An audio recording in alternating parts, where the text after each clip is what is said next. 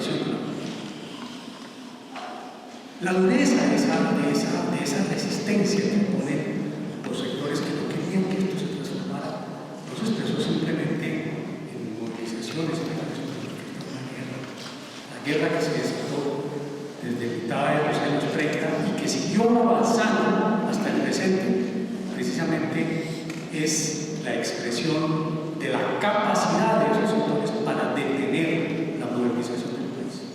El asesinato de Gaitán es precisamente un momento de este esfuerzo inmenso de los sectores que se han puesto para la movilización.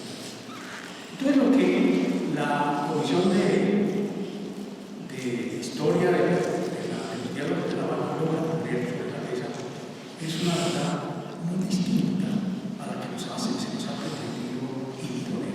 Es otra verdad que es muy coherente en su comprensión con lo que viene a cerrar el ciclo que viene a cerrar las conversaciones del Parlamento. Allí lo que tenemos es un ciclo, es un gran arco que arranca en los años 20, como les decía a ustedes, con el intento de modernización y que llega hasta ahora cuando Colombia entra a otro proceso. La guerra que se extiende durante todos esos años, que incluye una presencia muy fuerte de la intervención norteamericana, comienza a ceder, porque los propios Estados Unidos están entrando en el ciclo que el presidente Obama anunció, que muy poca gente lo tomó en serio. Obama dijo: estamos en plena decadencia. Le advirtió a los norteamericanos y le advirtió el ciclo de los 30 numerosos años que han tenido los Estados Unidos en la guerra se acabó. Estamos entrando en otra fase histórica. Y esto va a tener una incidencia muy grande en los países que han sido periféricos, pero estratégicos, porque esa guerra está llegando a su fin. Yo no digo que terminó, pero esa guerra a largo plazo está llegando a su fin. Y este momento, digamos, de la crisis de la economía norteamericana, que nos va a liberar, que nos está liberando, coincide con un nuevo proceso de paz, que hay que tener en cuenta que nosotros no iniciamos un proceso de paz con el Obama mucho antes y muy ligados a la temática de la transición. Es un proceso en el que ha habido incidencia externa, claro, pero nunca como la que se dio en este proceso que estamos viviendo. Tan fuerte es esa incidencia. Ustedes me concederán la razón que hasta la propia directora del Fondo Monetario Internacional metió la mano y le dice al presidente Duque: ojo, usted tiene la responsabilidad de la paz, y si no hay paz, no hay nada. Y se lo dice en el peor momento que se va a poder decir a un gobierno en el peor momento, porque tenemos en nuestro inmediato futuro una de las peores crisis por las que va a pasar Colombia, que es la crisis de Hidroituango. Ya lo sentenció la Procuraduría General de la República. Esto nos va a afectar a todos con una probabilidad muy grande. Se va a llevar por delante una tercera parte. El peso del Producto Interno Bruto. Estos son elementos que yo les voy señalando a ustedes que propiamente no están de acuerdo, pero que tenemos que tenerlos en la mano para entender no solo la Europa, sino las inmensas dificultades que han rodeado la implementación. Tengo a mi izquierda un colega muy querido, Henry, que me acompañó en las aventuras de las Óricas, donde conocimos el proceso de la implantación de los muy de cerca. Y esa visión que comenzamos a construir desde entonces es lo que a mí me ha permitido reiterar, hicimos una Habana, como hemos hecho en otros escenarios, la articulación orgánica del problema de la reforma agraria en Colombia y la implantación de los cultivos de uso agrícola. Son inseparables. Hay que colocar esa atención a uno de esos temas claves. Impacto chico. Para la gente joven, eso no suena, eso es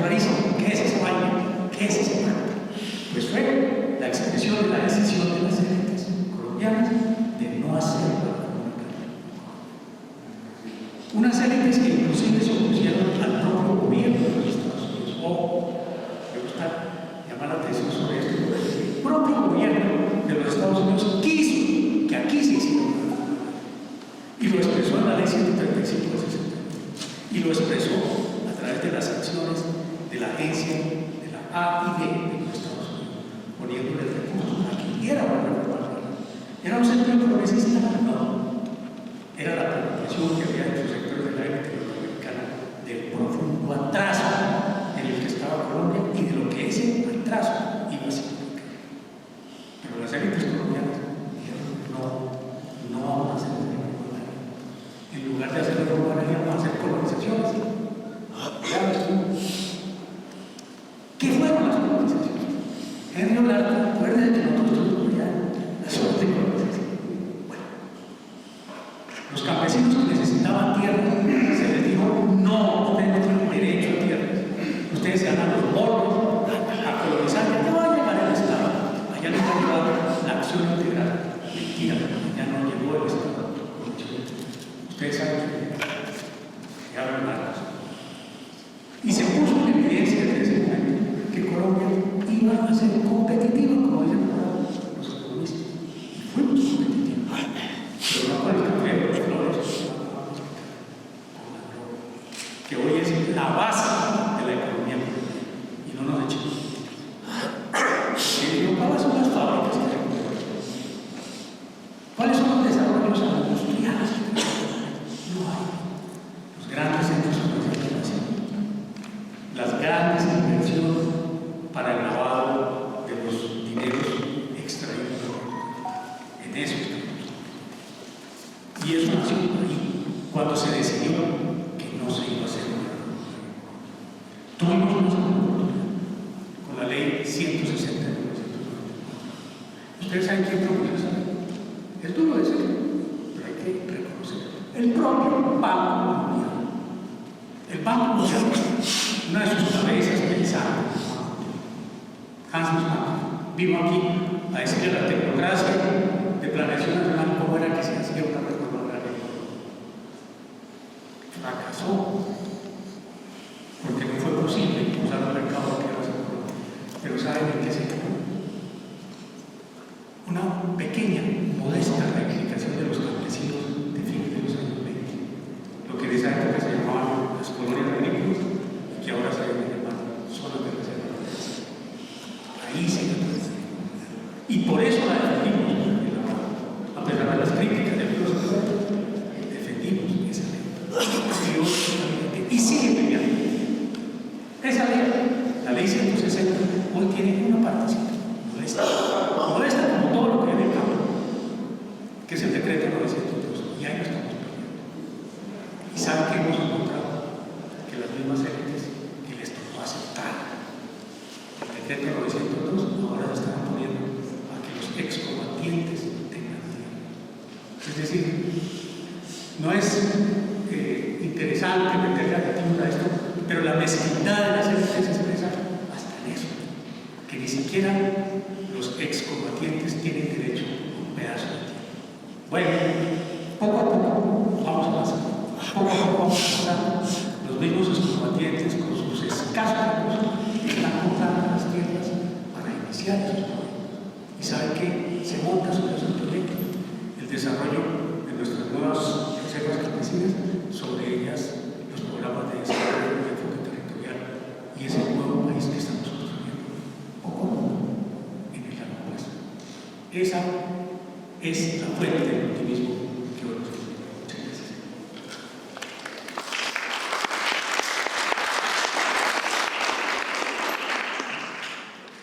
Le doy la palabra a la profesora Carolina Jiménez. Buenas noches. Bueno, primero saludarlos y agradecer el espacio, sobre todo es un espacio que se crea en el marco de esta Semana por la Paz, que creo que es simbólicamente importante también para el escenario en el cual nos encontramos. Yo, más que presentar como un balance de lo que ha sido la implementación del punto 1, quisiera detenerme más en algo que Eduardo señalaba, y es el enfoque territorial que en principio debe transversalizar la implementación de todos los puntos del acuerdo final. Además, creo que ahorita Henry tiene mucho más elementos que yo para profundizar en algunos avances en términos de lo que ha sido reforma general integral y el punto 4 es la sustitución de cultivos de uso ilícito. Entonces, la reflexión que les quiero proponer desde la perspectiva territorial y en el marco de la celebración de la conmemoración de la muerte del aniversario de Orlando Fals Borda la recupero bastante desde las lecturas que él nos propuso, sobre todo con una categoría que creo que es bastante especial a la hora de pensar el problema territorial y de la idea del hombre hipoteca y ese hombre sentipensante, en tanto pensar el territorio es una dimensión material pero también simbólica y afectiva de lo que esto representa. Entonces voy a centrarme como un poco en algunas lecturas y algún balance preliminar de lo que uno podría construir de lo que ha sido el enfoque territorial en la implementación del acuerdo final. ¿Y por qué creo que es importante hacer un balance desde la perspectiva del enfoque? Yo creo que la presentación de Darío nos permite entender la importancia de que tiene llenar de contenido la idea de paz territorial. A mí me parece que a veces se ha vuelto más una palabra de moda que lo suficientemente reflexionada de qué implica realmente territorializar el acuerdo final. Y en ese orden yo creo que hay un primer elemento a destacar y es que no solo es innovador incluir un enfoque territorial en los acuerdos de paz, sino que es fundamental para la sostenibilidad. Quizá uno de los elementos más valorados de la innovación de este acuerdo final que se firma entre las partes del gobierno colombiano es que incluye el enfoque territorial. Yo creo que eso es muy importante, al menos la sensibilidad de decir hay que poner el enfoque territorial a la implementación de los acuerdos. Ahora, lo que sucede desde mi perspectiva es que aunque el acuerdo final propone una conceptualización muy general de lo que es el enfoque territorial, realmente en términos metodológicos no da cifras muy precisas. Y yo creo que eso es lo que se empieza a visibilizar en términos de dificultades en el proceso de implementación. Porque las entidades institucionales dicen sí con enfoque territorial, las comunidades dicen con enfoque territorial, pero todos estamos pensando de manera diferenciada qué quiere decir ese enfoque territorial en la implementación de los acuerdos. Y yo creo que eso es justamente lo que nosotros hemos visto que ha sucedido durante casi ya 2 años de implementación de los acuerdos, que aunque se ha avanzado en términos normativos, por ejemplo, en la emisión de decretos con fuerza de ley, como son el de los PDET y el de los PENIS, realmente ahí no se ha podido consensuar y tener unas rutas más claras en términos metodológicos eso que representa. Es decir, que representa construir un PDET con enfoque territorial y con enfoque participativo. Y esto es curioso porque esto está generando dificultad incluso a las entidades que le hacen seguimiento a la implementación de los acuerdos. Entonces, quizás yo creo que ustedes han tenido la oportunidad de ver lo que ha producido el Instituto CROC, de ver lo que ha producido Cinevisera, de ver lo que ha producido la OEI, quizás son como los 3 informes que más han circulado. Y son informes que todavía no logran decir cómo vamos a hacer una medición a la territorialización del acuerdo. Yo hace como 2 o 3 meses, si no estoy mal, compartimos con Darío un espacio donde justamente el Instituto CROC reunía a una serie de personas y decían ayúdenos a pensar porque metodológicamente no tenemos ni idea cómo hacerle un seguimiento a la implementación de lo territorial. Bueno, eso aquí solamente como para agregar un asunto, porque yo creo que CROC nace con no sé cómo es la expresión, nace con un problema a la hora de empezar a hacer el seguimiento a la implementación de los acuerdos en Colombia, y es que trae una metodología que había construido para hacer seguimiento de implementaciones de procesos que ya habían culminado. Y entonces CROC hoy se enfrenta a hacer la implementación en tiempo real y ahí se notan bastantes, digamos, dificultades a la hora de presentar los análisis. Entonces yo creo que esas 4 cosas, la inclusión del enfoque, la no conceptualización de cómo territorializarlo, las dificultades que nos hemos enfrentado en la implementación y las dificultades a la hora de hacerle seguimiento, creo que dan importancia para que discutamos esto del enfoque territorial. Y creo que es importante por algo que yo creo que con la exposición de Darío queda lo suficientemente claro, y es que el acuerdo final significa una oportunidad política para transitar de las geografías de la guerra y la desigualdad hacia unas geografías de la paz. Es decir, hay unos elementos para transformar no solo órdenes sociales, sino órdenes espaciales. Y yo creo que la potencia que tiene territorialmente el acuerdo en eso es central. ¿Y por qué es importante hacer énfasis en esto? Porque yo creo que, incluso en muchos debates que tenemos, a veces no logramos identificar, si ustedes me permiten la expresión, que un determinado orden espacial permite que se den o no se den ciertos despliegues. Es decir, no es suficiente con pretender avanzar en alcanzar igualdades y justicias sociales si uno no piensa en cómo alcanza igualdades y justicias espaciales. Es decir, aquí también se trata de empezar a pensar la variable geográfica y espacial de una manera diferente. Y en el caso colombiano, en efecto, una variable explicativa para ver cómo se ha ordenado el territorio es la guerra. Ahora, el asunto creo aquí fundamental, y en eso me parece que el acuerdo es muy claro, la guerra no es la que explica las desigualdades territoriales de este país. Es justamente lo que estaba señalando Darío. La guerra producto de la ausencia estatal, las que hacen que en esos territorios se despliegue la guerra. Y aquí es importante, yo creo que el acuerdo ayuda a invertir el análisis, porque la guerra había parecido que era el factor explicativo fundamental y entonces invisibilizaba las otras desigualdades que estaban ahí en el centro de la reflexión. Y entonces, en esta orden, yo creo que el acuerdo final, cuando nos plantea la idea del enfoque territorial, lo plantea en perspectiva de ayudar a resolver también esas injusticias espaciales que se han configurado a través de la historia.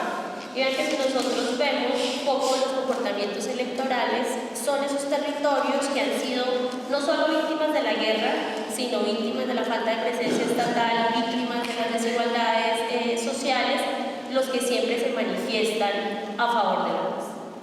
Lo que pasa es que dramáticamente acá hay un debate interesante que la misión electoral especial propuso. Aquí hay los territorios que tienen más peso electoral que otros, porque aquí nosotros nos hemos acostumbrado a pensar la lógica electoral en función de individuos y no atendiendo a dinámicas territoriales. Entonces, cuando uno hace el análisis de los congresistas por cada departamento, resulta que Bogotá, Antioquia, Valle del Cauca, Atlántico, Córdoba y Bolívar tienen casi el 50% del Congreso de este país. Y entonces ahí eso nos interpela que hay unos territorios que tienen mayor capacidad de representación política, que hay unos territorios que entonces tienen mayor capacidad de incidencia de pensarse la nación en su conjunto. Yo creo que la misión electoral identificó muy bien ese asunto. Ustedes recuerdan que la misión electoral especial es una instancia creada en virtud del punto 2 del acuerdo final. Ella hace todo un ejercicio durante el primer semestre del 2017, saca una propuesta de reforma política y dice aquí hay que cambiar las circunscripciones territoriales, porque aquí hay territorios que no están siendo representados. Lastimosamente, la reforma política que propuso la misión electoral en especial fue recogida insuficientemente por el gobierno de Santos, aunque hay que decir con cosas importantes, tergiversada completamente en el Congreso, tanto que el ministro del Interior en esa época, Rivera, tiene que decir: quitemos esta reforma política porque esto es un desastre. Hoy, si ustedes han visto, el gobierno Duque radica una propuesta de reforma política que realmente uno tiene que decir es lamentable. De esa gran reforma que proponía la misión electoral en orden de unos 20 artículos de la Constitución, hoy Duque dice solo hay que reformar 3 artículos. Uno, para crear las primarias, ¿cierto? Unas primarias que, si usted no transforma la organización del sistema electoral, no son útiles realmente. 2, listas bloqueadas. Y 3, que es lo que me parece más problemático de la reforma de Duque, es un Consejo Nacional Electoral fortalecido, pero con su mismo origen partidario. Es decir, el desastre que tenemos del Consejo Nacional Electoral más fuerte ya acaba de surgir la Consejo de Estado. Qué pena meto esta cuña saliéndome un poco, pero la meto porque me parece importante visibilizar, digamos, la comprensión que en términos de las transformaciones políticas debieran darse en el gobierno que nos acompaña. Bueno, retomando la idea, estaba señalando a los territorios. Y una reforma política seria debería pensarse una nueva lógica de organizar las circunscripciones territoriales para dar condiciones de una mayor nivel de representatividad de esos territorios que han sido víctimas de la guerra, de las desigualdades, de la falta de presencia espacial, entre otros. Bueno, ustedes saben, y no me voy a atender en eso porque creo que ya no me queda mucho tiempo. Durante el año pasado, más o menos entre enero y marzo, se definieron los criterios territoriales para la implementación del acuerdo final y ahí iniciaron los problemas. Inicialmente se habían dicho que tienen que ser 320 municipios priorizados para la implementación del acuerdo. El gobierno dijo no, solo 170. Y de esos 170 salió el mapa que ya todas y todos conocemos, que es el mapa de las 16 regiones priorizadas para implementar PD y PEMIS. Y se inicia el proceso, ya de entrada con una dificultad, y es que el enfoque territorial, por razones estrictamente fiscales, dicen no podemos ir con estos, nos vamos solo con estos 170, primer elemento. Y se empieza un proceso de implementación que digo que no me voy a tener porque el tiempo no me da y tampoco soy especialista, pero el enfoque territorial empieza a tener dificultades, porque los criterios metodológicos para construir participativamente los PED empiezan a fallar de manera importante. Eso lo vemos en los PED, eso lo vemos en los PED. Entonces ahí ya se empiezan a advertir una serie de problemas de lo que ha venido pasando con la implementación y con el enfoque territorial de la implementación. Yo ahí simplemente voy a destacar 3, 4 por razones de tiempo. Hay un elemento que me parece muy importante en la territorialización de la paz y ya lo advertía Darío. Usted no puede pensar una estabilización de una paz estable y duradera si no le da condiciones de reincorporación territorial a las y los excombatientes. Y eso es lo que está pasando. En los ETCR la gente está diciendo, oiga, titúleme tierra para yo tener garantías de permanecer en el territorio. Y no hay, creo que no hay una hectárea aún titulada para los excombatientes. Están haciendo lo que decía Darío, están mirando cómo compran, se unen, hacen acuerdos con los vecinos. Todas las formas creativas de organización comunitaria que crearon en medio de la guerra son los que están permaneciendo, estar ahí en el territorio. Entonces, un enfoque territorial que no da condiciones de territorialización a los excombatientes genera un desafío importante para pensar esa estabilización de una paz estable y duradera. Segundo elemento es la implementación, y esto hay que decirlo en una perspectiva amplia, circunscripciones especiales transitorias de paz. Las circunscripciones era eso, intentemos darle representación política a 16 territorios que tienen todas las dificultades del mundo, no las dieron. Y no las dieron por una decisión política, no jurídica. El presidente del Senado decidió que el quórum no daba para aprobar el acto legislativo cuando toda la normatividad decía sí da, y hoy la Corte Constitucional le dio la razón a todas las personas que estábamos peleando por las circunscripciones, porque cuando sale el pronunciamiento de la Corte hace un poco menos de un mes sobre las mayorías a propósito de la JEP, dice que sí hubo mayoría, o sea que es un acto legislativo el de ser, que se puede revivir en este momento. Ya hay un debate jurídico de que habría que exigirle ahorita al presidente del Senado mándele al presidente para que sancione las circunscripciones. ¿Y por qué digo que estas son importantes? Porque es que las circunscripciones tenían un enfoque de reparación no solamente a las víctimas, sino a los territorios. Entonces ahí empezamos a visibilizar también nuevamente esas dificultades en términos del enfoque. Hay unos de orden más estructural, creo yo, que también es importante señalar. Ese enfoque territorial, si no está acompañado de un combate efectivo al paramilitarismo, no tiene condiciones de materialización. Y es lo que estamos viendo en los territorios. Miren, en el marco de la implementación del punto 2 hay un decreto que es muy importante en esta perspectiva territorial, que es el SISEM, que es el Sistema Integral de Seguridad para el Ejercicio de la Política, que era el que iba a dar condiciones para cuidar a la gente que está en los territorios, para las comunidades rurales, y es un decreto que no ha podido tener una materialización efectiva en los territorios. Y eso es lo que se ve es en la alarmante cifra de asesinatos de líderes sociales que estamos sufriendo el día de hoy. Y un último elemento, y con esto cierro porque se me acabó el tiempo, o dos elementos, y es que el enfoque territorial no permitió, creo yo, problematizar los territorios. Y si no hay condiciones de problematizar en una perspectiva amplia la orientación productiva de los territorios, pues difícilmente, digamos, podemos realmente transformar estas desigualdades espaciales que hemos señalado. Y ahora sí hay un punto, perdón, que es el que menos puedo dejar por fuera, es que no hay plata para financiar la territorialización de la paz. El gobierno ha dicho son 129 millones de pesos, 129, en 15 años. Plan marco de implementación, 129 millones en 15 años, de los cuales el 80% más o menos son para el punto 1 y el punto 4, ¿cierto? De los 129 millones de pesos.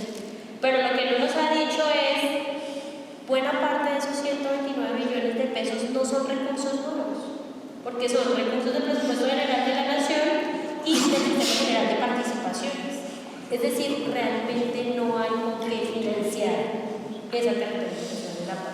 Esos PDL que creo que tienen 80 millones de pesos para su financiación en los 15 años, pareciera que los van a hacer pasar por doble contabilidad.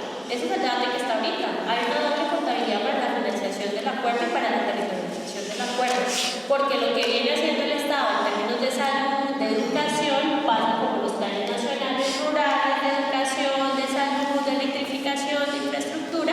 Entonces realmente el debate aquí es, no hay nuevos recursos en términos fiscales para implementar la paz, para territorializar los acuerdos y para construir ese rollo que nos han venido planteando sobre la paz territorial. Entonces, creo que ese es un punto fundamental que tenemos que discutir ahorita en el marco del debate que viene con el Plan Nacional de Desarrollo, porque en principio el Plan Nacional de Desarrollo debe tener un capítulo especial sobre paz que permita el desarrollo del plan marco de implementación y lo que se ve en la propuesta del presupuesto general de la Nación y es la invisibilización del plan marco de implementación.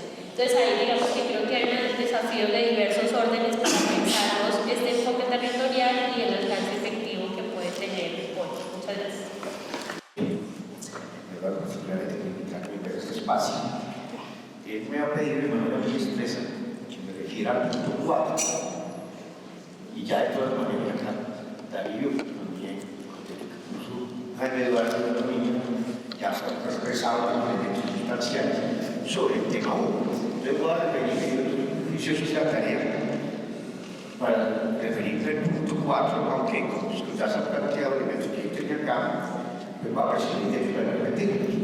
Entonces voy a hablar, en primer lugar, quiero enfatizar, quiero hablar de 3 temas sustantivos que hacen parte, digamos, de lo acordado, que es el tema de la visión y los enfoques, que es el tema de la relación íntima que existe entre el punto 1 y el punto 4, por lo que comprende pues, lo acordado, y el otro, lo que se espera de política pública, que se desprenda pues, de lo acordado en el punto 4. Luego, voy a referirme un poco a algunas cifras y a plantear el debate que se determinó en la contestación. Con respecto a la visión y el enfoque del acuerdo en materia de sustitución de cultivo de uso ilícito es contundente en declarar lo siguiente, si no comillas del acuerdo. Es necesario, dice el acuerdo, diseñar una nueva visión que atiende las causas consecuentes de este fenómeno, refiriéndose al tema de sustitución de cultivo de uso ilícito. Especialmente presentando alternativas que conduzcan a mejorar las condiciones de bienestar y buen vivir de las comunidades, hombres y mujeres, en los territorios afectados por los cultivos de uso ilícito. Y también la mayoría de la original. Entonces, hablando de una visión de las causas, conscientes de los cultivos de uso ilícito y que busquen alternativas para buscar los orientados de bienestar y buen vivir de las comunidades, es ingresar una práctica de solución integral de los problemas. El hecho de referirse al movimiento de las comunidades es abrir la discusión de los cultivos de uso ilícito y implementarla hacia la perspectiva crítica de desarrollo. En general, el buen vivir hace referencia a una visión ética de la vida digna, al respeto de la vida y la diversidad sociocultural, a la búsqueda de equilibrio con la naturaleza y su ecosistema, a los derechos de las comunidades, al equilibrio oriental y desarrollo de sus territorios en coherencia con sus aspiraciones culturales y políticas. Esta nueva visión implica la búsqueda de alternativas a las medidas y estrategias políticas, jurídicas e institucionales existentes actualmente y que están centradas en la perspectiva predominantemente prohibicionista y que ataca los efectos y no las causas estructurales que llevan a las comunidades a involucrarse con la agricultura. Esta nueva evolución para poder comprender el acuerdo para tratar la problemática de los cultivos de uso comprende 5 enfoques que ya fueron aquí señalados y no voy a profundizar en ello. El enfoque territorial, ya profundizaba antes, lo señalaba por el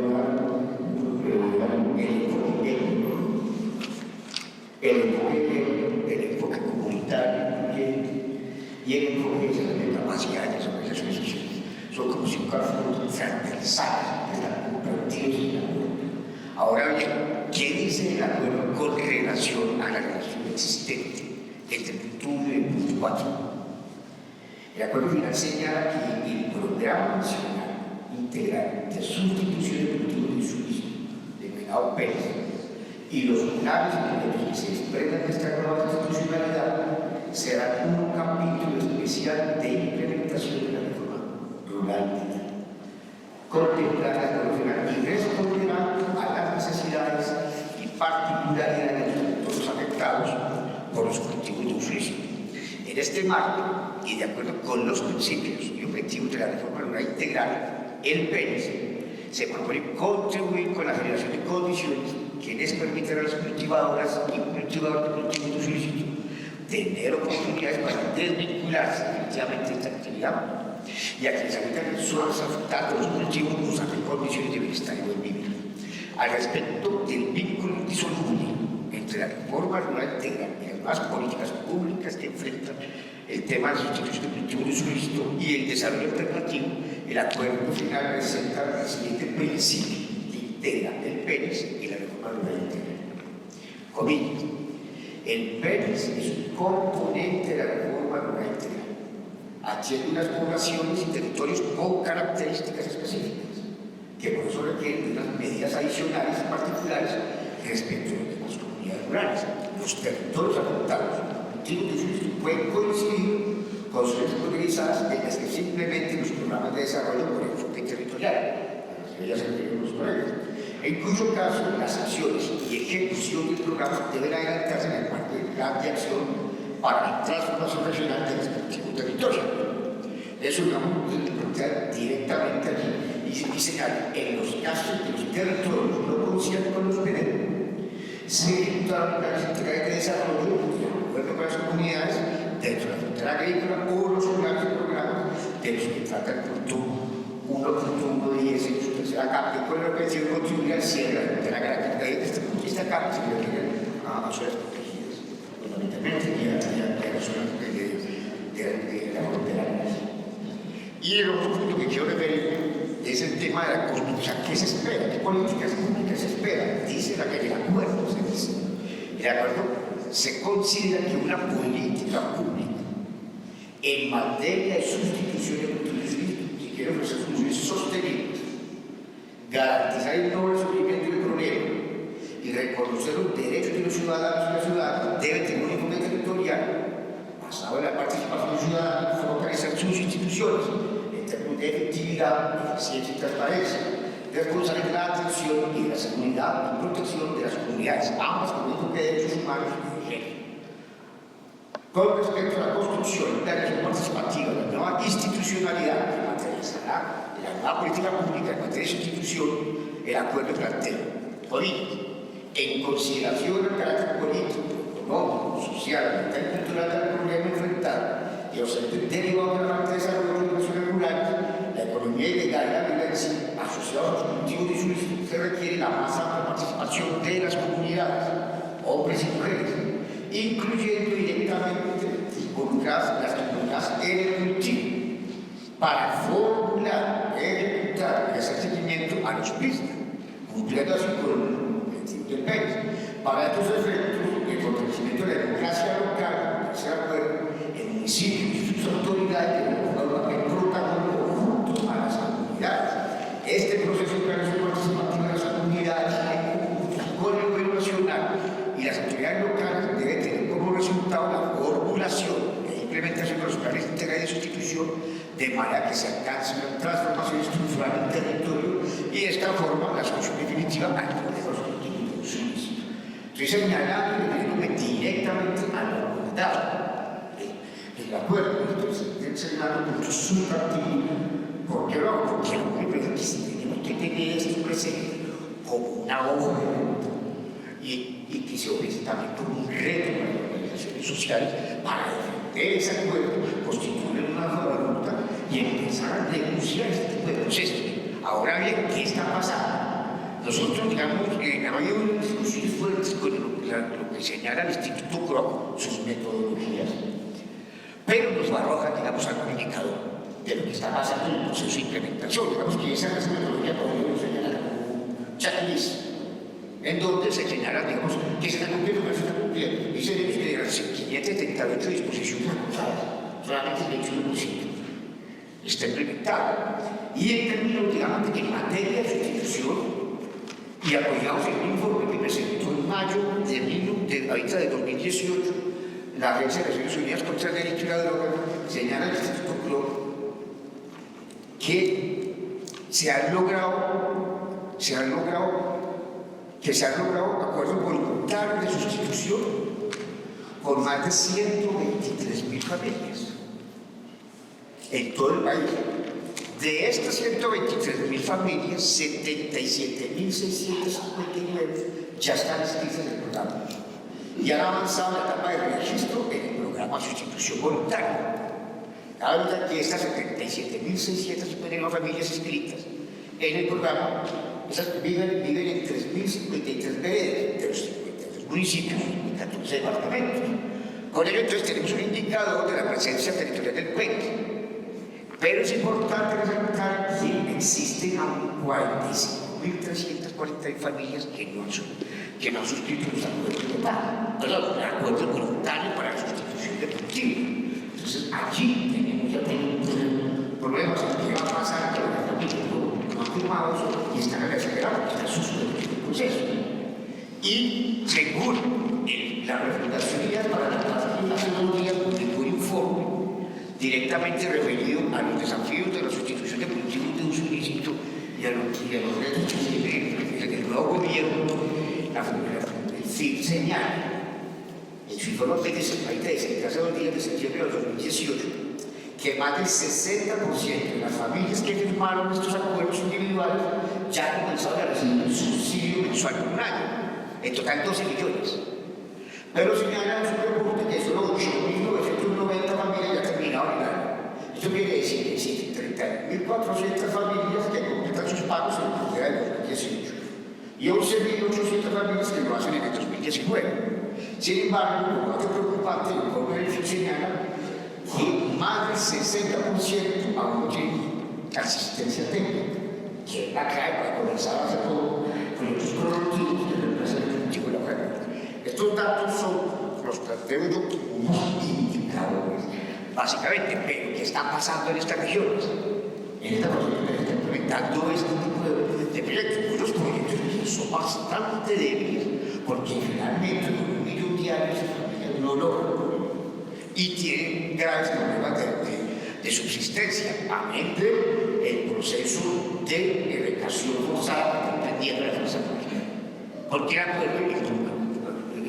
el fruto 4 sustitución voluntaria y forzada. O sea, los campesinos de Nueva York, por ejemplo, firmaron el acuerdo voluntario y a la semana siguiente ya les estaban erradicando los cultivos. Entonces atacan directamente la base productiva de ellos. O sea, estas cifras muestran algunos aspectos que uno dice, bueno, ahí van avanzando, pero lo cierto del caso, lo que había que tener presente, tenemos que tener presente nosotros, es que finalmente hay una política que no está dejando avanzar estos procesos y que no está recogiendo las experiencias previas de que se han implementado en esta zona de cultivos de uso ilícito. Es decir, son propuestas que no van a solucionar realmente la problemática, dado que no se están implementando los puntos de la reforma rural integral que se requieren para poder avanzar allí. Porque es que no solamente es una vuelta agroalimentaria o 1 millón, sino también la implementación de lo acordado en materia de acceso al tierras, de materia de consolidación de vías, de materia de calidad, de educación, de salud, de vivienda, que están comprendidas todos de los 6 subtemas del acuerdo. Entonces, digamos que aquí uno podría ver que puede ser también constituirse en cierta falacia.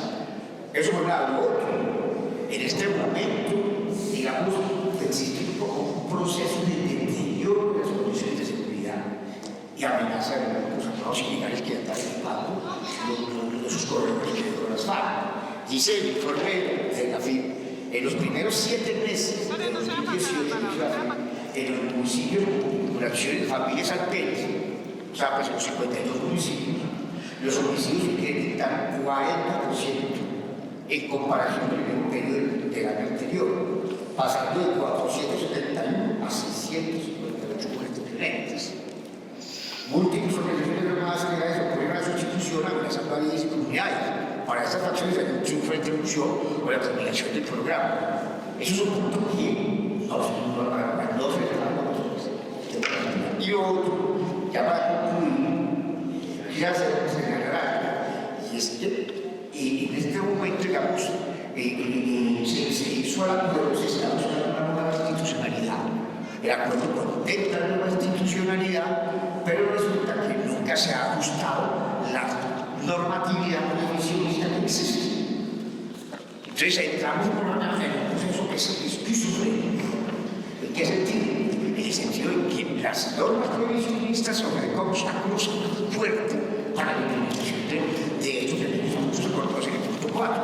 Por ejemplo, la ley 130 de 1986, que está aquí vigente, no permite la inversión del Estado en áreas que requieren una sola presencia de carácter económico.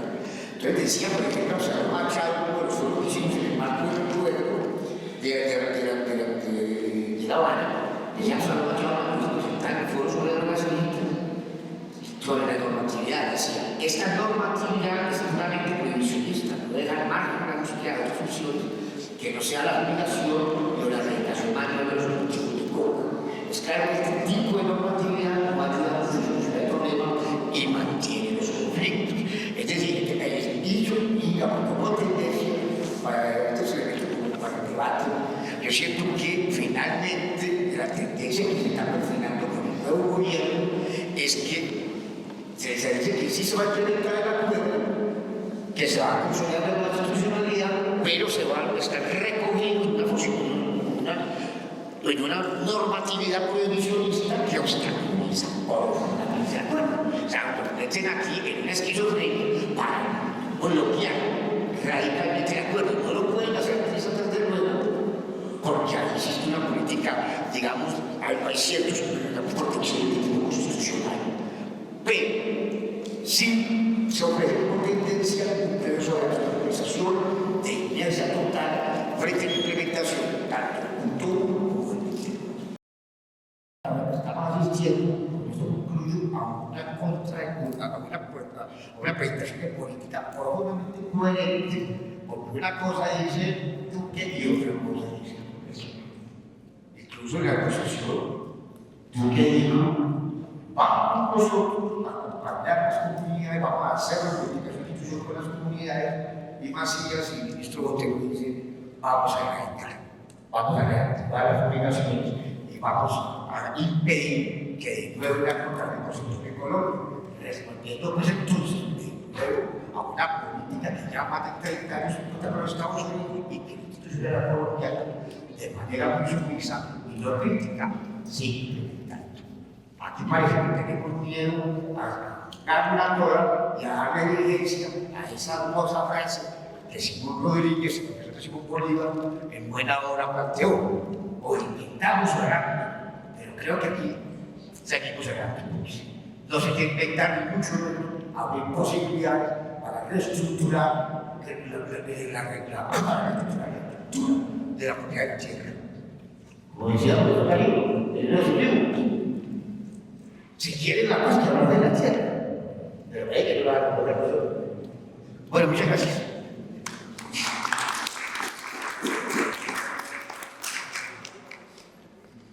Bueno, agradezco la voz de expertos y expertas en estas temáticas tan álgidas y tan trascendentales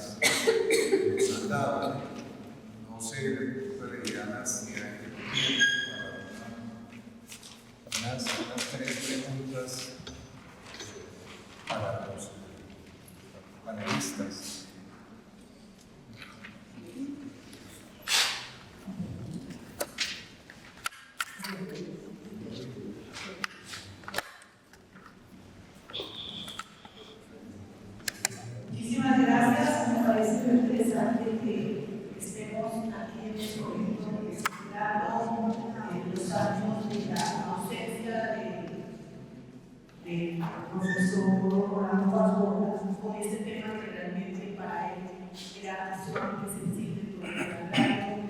Por eso, digamos, la facultad se orientó un poco hacia este tipo de estudio. Yo quiero decir, me quiero referir a dos cosas. Uno, a lo que se planteó aquí de, digamos, lo que significaba como avance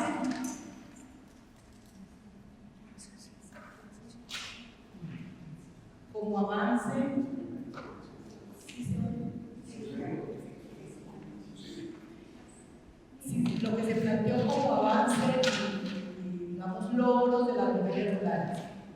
Por si acaso, digamos, hay algunas personas que, digamos, que han estado un poco alejadas del conocimiento de la lucha de las mujeres rurales. Yo debo decir que lo que el acuerdo recogió es fundamentalmente la lucha de las mujeres que logran por la ley 731/2002, que infortunadamente no ha sido reglamentada y que la expectativa es que justamente al haber tomado las bases fundamentales e incluirlas en el acuerdo, pues finalmente los derechos de las mujeres en el tema agrario, en el tema del desarrollo rural se cumplan. En segundo lugar, con respecto, digamos, ya a los avances concretos del acuerdo, me parece que efectivamente el acuerdo en general lo que tiene son una serie de avances normativos, me parece a mí, ha avanzado en eso. Sin embargo, digamos, el meollo de lo que es, a mi juicio, digamos, el punto 1 que tiene que ver con la reforma rural integral, eso está, en cierto sentido, está por ver. Lo mismo que el tema de la jurisdicción agraria. Yo creo que aquí la ciudadanía tendría que estar muy pendiente para que realmente eso signifique la transformación que queremos generar. Y por otro lado, es decir, además de que haya avances normativos, pero falta lo fundamental, el aspecto fundamental, hay otro tema que aquí trataron que efectivamente son los recursos fundamentales para implementar eso. Otro aspecto que también quiero recoger y señalar es que hace falta diseños metodológicos en todo lo que es el proceso de implementación.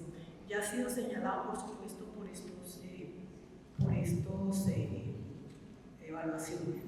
Y hay otra cosa que me parece sumamente interesante de señalar y que a veces uno lo deja a un lado, es el problema institucional.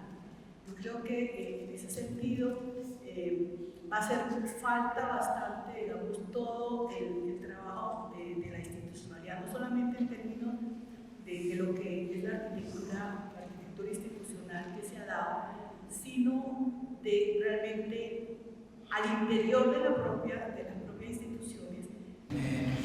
Pues digamos, para plantearles una inquietud un poco, y es que bueno, yo actualmente trabajo con temas de educación rural desde la Universidad Nacional, y una de las preocupaciones que tenemos es el tema de la migración juvenil, ¿sí?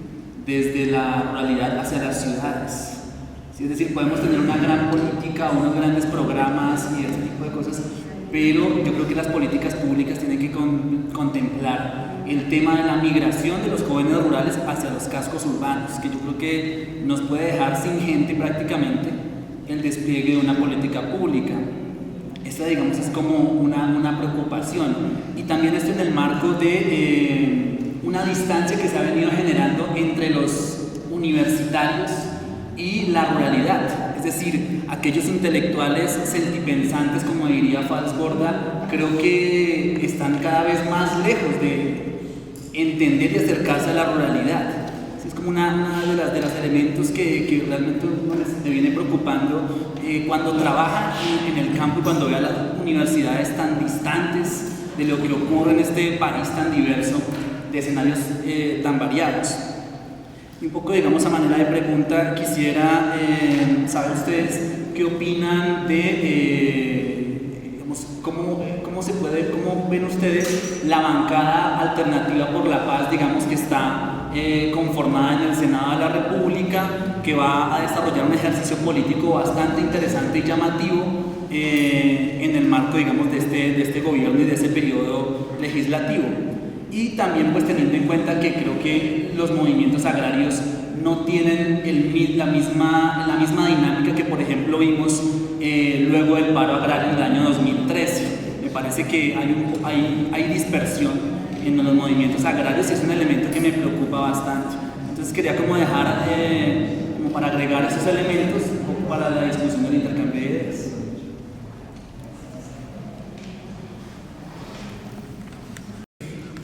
En que estos son los procesos de largo plazo.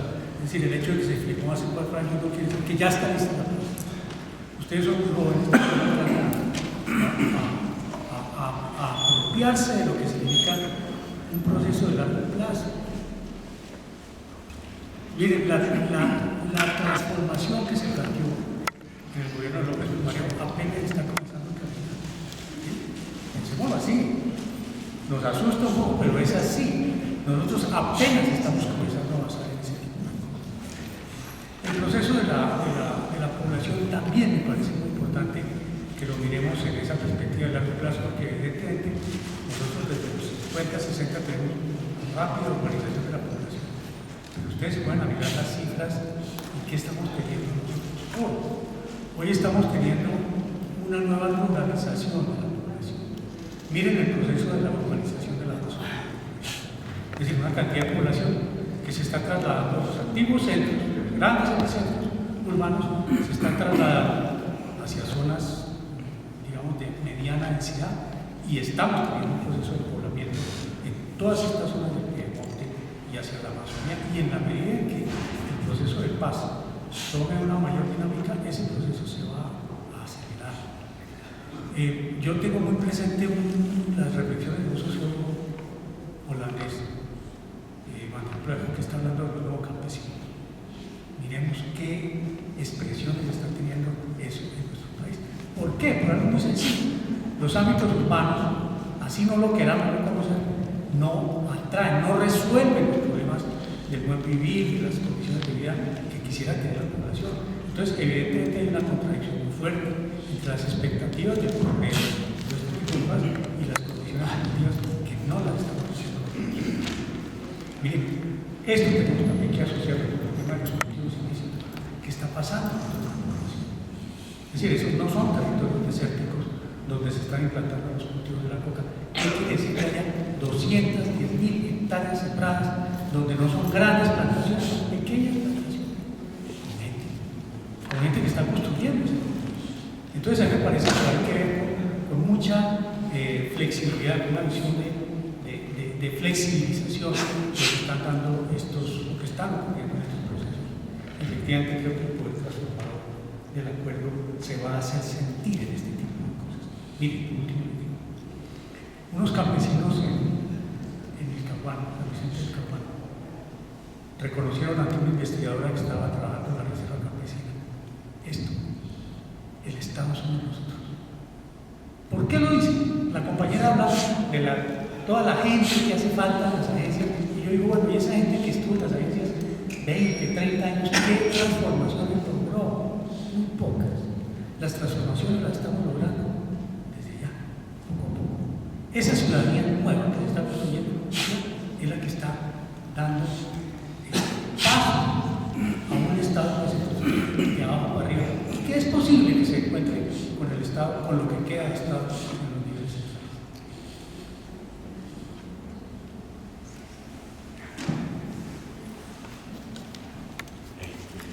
Tres cosas muy rápidamente. Un poco, la primera intervención planteaba que hay una deuda legislativa, si ustedes me permiten la expresión, que todavía es importante tener en cuenta en el acuerdo. Y ahí estamos significa tipo de metodologías del checklist, porque no podemos poner en el mismo nivel de equiparación jerárquica un decreto con un acto legislativo. Y aquí la deuda en términos de reformas constitucionales es importante, y la deuda normativa en términos de la implementación del punto 1 es a todas luces evidente. Y destaco esto de la deuda legislativa porque en efecto la norma en sí misma sabemos que no transforma las realidades, pero sí genera condiciones importantes para la lucha social. Entonces, inicio por ahí porque me permite hacer el puente con la segunda intervención sobre la importancia de la bancada alternativa por la paz. Yo llegué tarde y cuando llegué estaba Lucho justamente diciendo que todavía no hemos logrado comprender la importancia de lo que se ha desprendido del proceso electoral de este año. Y yo creo que es muy valiosa esa bancada alternativa por la paz, es decir, tener casi 30 senadores que están caminando en un horizonte de defender el acuerdo, que así lo plantearon el 7 de agosto, que ya han empezado a radicar proyectos de ley y de actos legislativos que dicen vamos por la implementación pendiente legislativa del acuerdo. Me parece que es muy importante, entonces yo creo que hay que celebrar esa bancada y los escenarios que puede representar, incluso no solo en términos de la producción de la norma, sino de hablarle al país, porque nosotros ahí tenemos que ver la actividad parlamentaria en esa perspectiva amplia. Es un foro también para hablarle a la sociedad y para ayudar a poner debates que me parece que es valioso lo que se puede configurar ahí. Y cierro un poco con la preocupación también que planteaba sobre las universidades. Yo creo que el acuerdo final nos plantea muchos retos a las universidades. Es decir, la universidad yo creo que también tiene una deuda histórica un poco en la perspectiva para recuperar a FALS aquí de cierre de cómo construimos ese diálogo de saberes, y nos cuesta mucho, porque en la universidad creemos que el saber académico es el saber, y reconocer el saber popular, el saber social, el saber campesino, a muchos académicos no es posible, porque casi que es de cientificar el conocimiento. Y yo creo que el acuerdo final sí plantea ese reto. La universidad tiene que repensarse sus diálogos, sus relaciones con las comunidades y también cómo se territorializa. Y la nacional tiene esa deuda histórica y es un reto enorme. La Universidad Nacional sigue siendo profundamente centralista, aunque tengamos algunas sedes a lo largo del país y sobre todo las sedes de frontera, seguimos teniendo esa dificultad. Y entonces yo creo que sí es un buen escenario, porque comparto plenamente lo que ha planteado Darío. Estamos construyendo un nuevo momento histórico, que es muy pronto para valorarlo, pero se está abriendo. Y en ese se está abriendo, como universidad tenemos una responsabilidad histórica de también aportar a la paz y a una perspectiva amplia.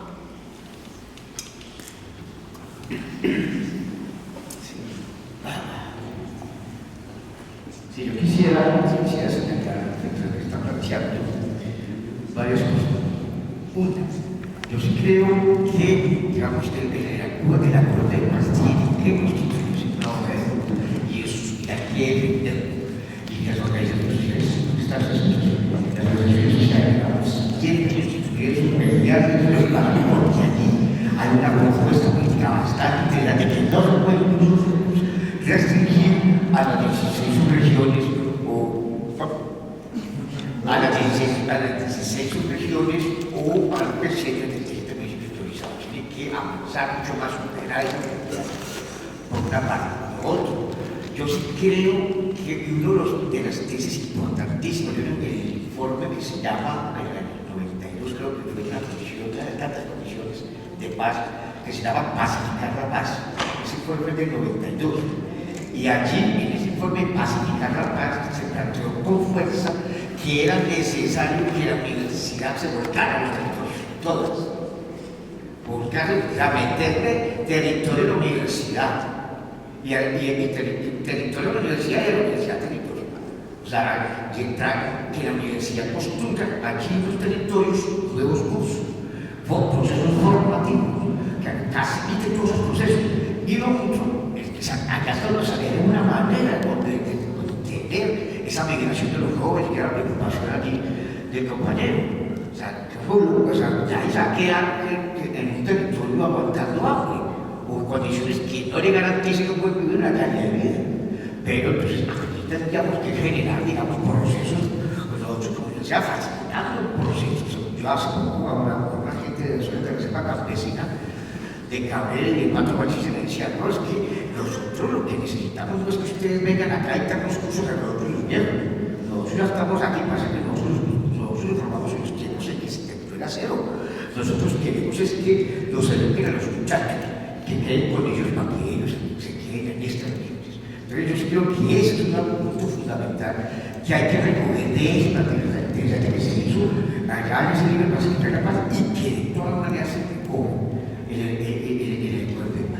el acuerdo final se recogen distintas estrategias para generar procesos de capacitación en las áreas rurales que han sido profundamente afectadas y vinculadas de este país, excluidos no solamente también socioeconómicos, sino también de la comunidad política. Y lo otro que quiero plantear con respecto a la pregunta de que estamos somos nosotros. Las regiones de colonización, esas regiones a donde fueron catapultados, expulsados, más de 2 millones de campesinos, más de 50 y 60. Ellos llegaron aquí y tuvieron que organizar sus propias instituciones comunitarias. Tuvieron que decir, ¿cómo definimos el interno y yo? ¿Cómo nos está pegando? ¿Cómo regulamos? ¿Cómo controlamos la violencia intrafamiliar? Resulta que en el marco de esas necesidades, ellos mismos fueron construyendo su propia institucionalidad, cubriendo el déficit de institucionalidad. Un Estado que llegaba ya a esas regiones con cara de fusil.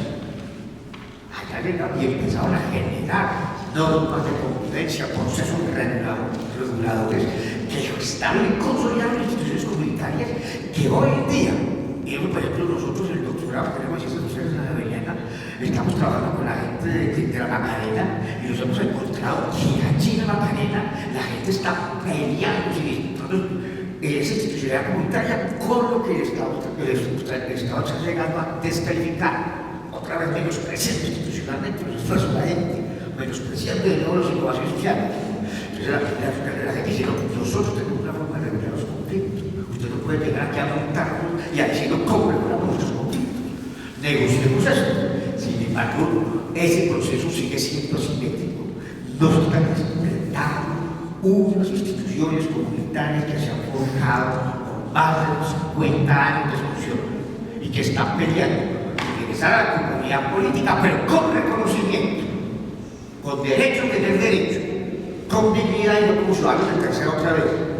No, ustedes otra vez nos van a menospreciar institucionalmente, nosotros lo que queremos es respeto a nuestras instituciones y un debate muy interesante en la zona del Pato de Chillas. Muchas gracias.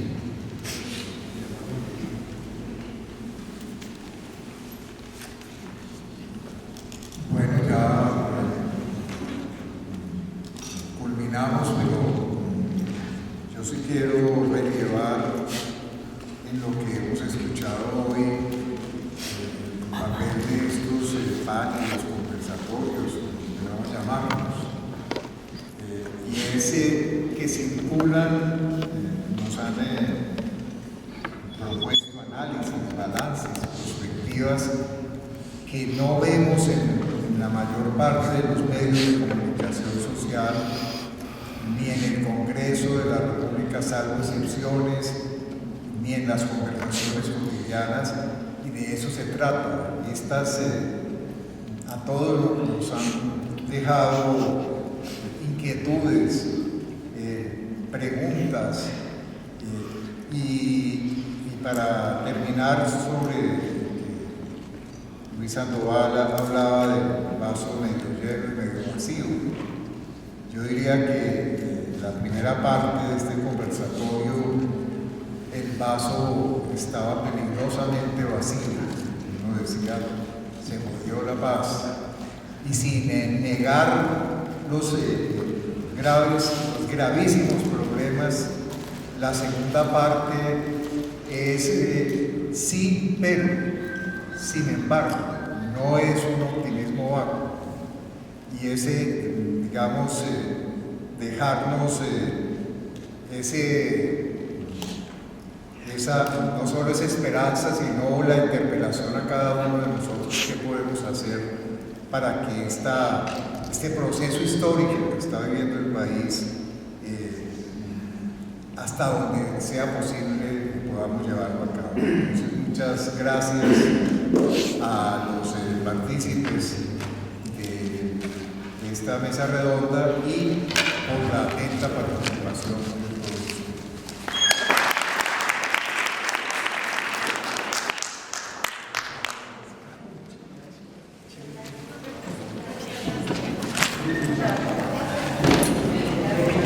todos.